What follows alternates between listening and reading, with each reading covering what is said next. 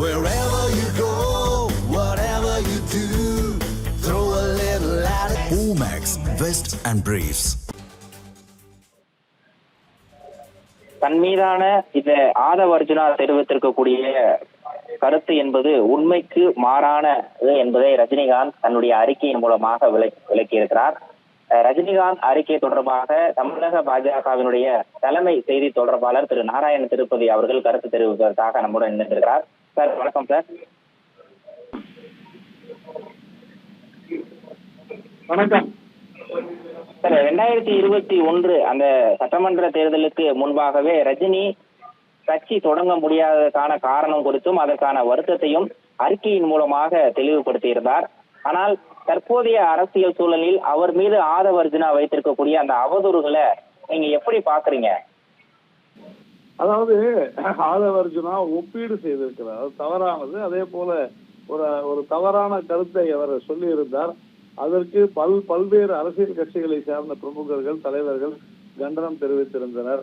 திரு ரஜினிகாந்த் அவர்கள் எனக்கே நன்றாக தெரியும், அவர் சொன்ன காரணங்கள் அனைத்துமே உண்மையானவை.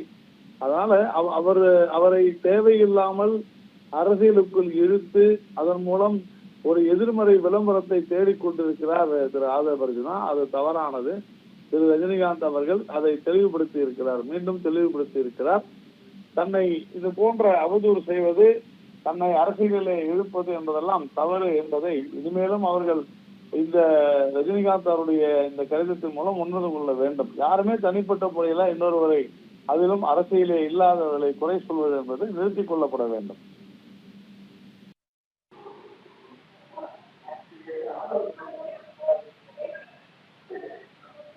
ரஜினிகாந்தை பொறுத்தவரையில் தனக்கு நியாயம் எனப்பட்டதை தெளிவாகவும் துணிச்சலுடன் பேசக்கூடிய ஒரு திரைப்பட நடிகராகவே இருந்திருக்கிறார். கடந்த காலங்களுடைய அவருடைய பேச்சுக்களும் அது மாதிரியே இருந்திருக்கிறது.